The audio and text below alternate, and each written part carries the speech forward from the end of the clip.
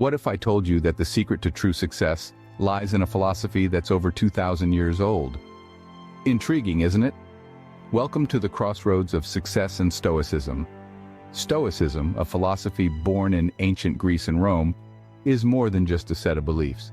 It's a way of life, a guiding force that teaches us to accept what we cannot change, to find serenity in the face of adversity, and to live in harmony with nature and our own emotions. Now, you might be wondering how this ancient wisdom can pave a path to success. Well, success in its truest sense is not just about wealth or fame. It's about contentment, resilience, and inner peace. And this is precisely where Stoicism shines. It equips us with the tools to navigate life's ups and downs, to stay grounded, and to cultivate a mindset of growth and perseverance. So, are you ready to unlock the Stoic principles that can guide you to true success? The first Stoic principle we'll explore is the dichotomy of control. This principle, at its core, is a simple yet powerful concept. It asserts that some things are within our control, while others are not. Imagine for a moment you're a sailor navigating the vast sea. The direction you steer, the sails you hoist, the knots you tie, these are all within your control. However, the wind's direction, the sea's currents, and the weather's whims are beyond your grasp. In life, just like in sailing, there are elements we can control, and elements we cannot. The dichotomy of control encourages us to focus our energy on the aspects of life we can influence. Our thoughts, our actions, our reactions, these are the sails we can adjust. But the events around us, the actions of others, the passage of time, these are the winds we cannot command. Consider the pursuit of success. A student may study diligently for an exam, controlling their effort and preparation. Yet the questions on the test or the grading of the professor are factors beyond their control. The dichotomy of control would advise the student to focus on their studies and accept the outcome with grace. Understanding and applying this principle can lead to success by freeing us from the stress and anxiety of the uncontrollable. It empowers us to take charge of our actions and responses, fostering resilience and inner peace. Remember, the only things you truly control are your actions and your responses. Our second principle is that virtue is the only good. Let's unpack this a bit. What does it mean? Well, it's a fundamental tenet of Stoicism. Virtue in this context refers to moral excellence, righteousness, and goodness. It's about living in alignment with nature, reason, and the common good. It's about honesty, courage, justice, and wisdom. It's about the quality of your character, your actions, and your thoughts. Now, how can practicing virtue lead to success? Stoics believe that the only thing truly under our control is our own mind and actions. So, success in the Stoic sense isn't about wealth, fame, or power. It's about being virtuous. It's about doing what's right, not what's easy. It's about acting with integrity, even when no one is watching. Imagine a business leader who always treats their employees fairly. They might not make the most money, but they have the respect and loyalty of their team. Or consider a friend who always tells the truth, even when it's hard. They might not be the most popular, but they're trusted and respected. These are examples of success through virtue. In the end, the Stoics argue everything external is transient and ultimately insignificant. Wealth can be lost, fame can fade, power can be taken away. But virtue is eternal. It's the one thing that can't be taken from you. In essence, if you are virtuous, you are successful, regardless of external circumstances. The third principle is called the view from above. This principle encourages us to step back and gain a broader perspective on our lives. Imagine yourself soaring above the earth, looking down on the tiny, bustling world below. From this vantage point, our worries and obstacles seem insignificant. Consider, for instance, the stress of a missed deadline or a failed project. From our usual perspective, these events can feel catastrophic, but from above, they're mere blips in the grand scheme of our lives. The view from above also applies to our successes. A promotion or a business deal might seem monumental, but it's just another step in the journey. It keeps us humble, reminding us that success is not a destination, but a continuous process. This shift in perspective helps us keep our troubles and our triumphs in proper proportion.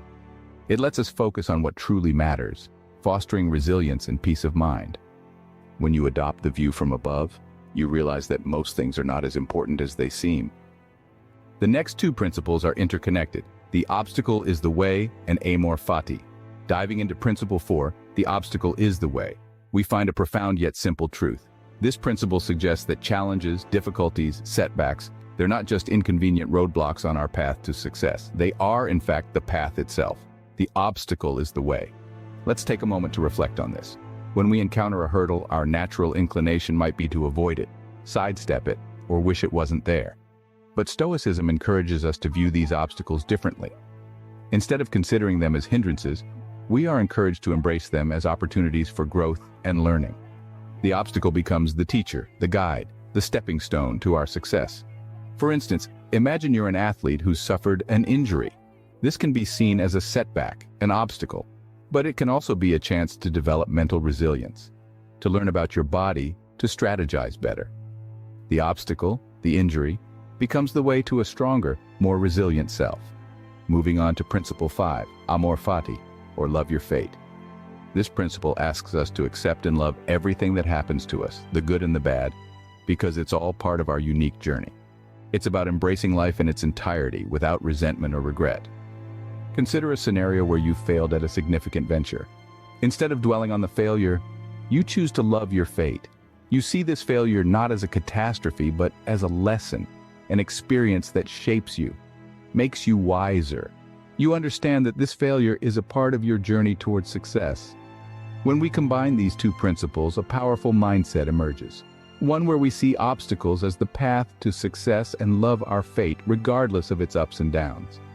This mindset enables us to navigate life's challenges with resilience, acceptance, and positivity. The obstacle isn't just the way, it's the only way. And when you love your fate, you become unstoppable. Our final principles are memento mori and premeditatio malorum. Memento mori is a Latin phrase that translates to remember you must die. It might sound morbid, but it's not. It's a wake-up call to value every moment because life is transient. It's a reminder to focus on what truly matters and discard what doesn't. It's an invitation to live fully, purposefully, and authentically. Think of Steve Jobs, who, after being diagnosed with cancer, used his mortality as a driving force to make the most significant contributions to the tech industry. Then we have premeditatio malorum, which means premeditation of evils. This principle advises us to anticipate adversity, not to be pessimistic, but to be prepared. It's about foreseeing potential challenges and having a plan to navigate them. It's about building resilience and flexibility. Imagine a ship captain who, before embarking on a voyage, considers all the possible storms and prepares his crew accordingly. The journey becomes less daunting, and the crew is more likely to succeed. These principles are not about dwelling on death or obsessing over problems. They are about awareness and preparedness. They remind us that life is unpredictable and full of challenges, but those very challenges can be stepping stones to success if we approach them with the right mindset. And so, memento mori encourages us to make every moment count, to embrace life with all its ups and downs, knowing that our time here is limited. It prompts us to live fully, to be present, to be authentic, and to make a difference. On the other hand, premeditatio malorum teaches us to anticipate adversity and prepare for it. It pushes us to be resilient, adaptable, and proactive. It empowers us to turn obstacles into opportunities, challenges into triumphs. So, as we journey towards success, let's carry these principles with us. Let's remember our mortality and anticipate adversity, not as hindrances, but as catalysts for our growth, our resilience, and our success. Remember, you are mortal, and adversity is inevitable. But they are not barriers to success. They are catalysts.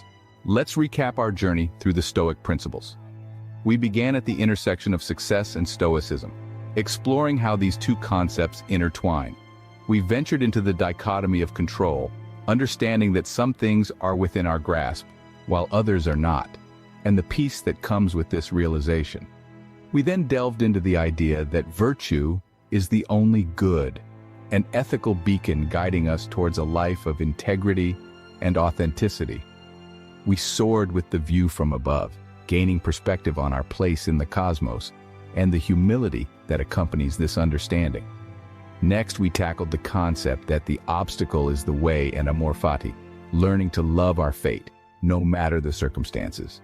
We ended with the powerful reminders of memento mori and premeditatio malorum, encouraging us to remember mortality and anticipate potential challenges. Embrace Stoicism, and you will discover a path to true success that has stood the test of time.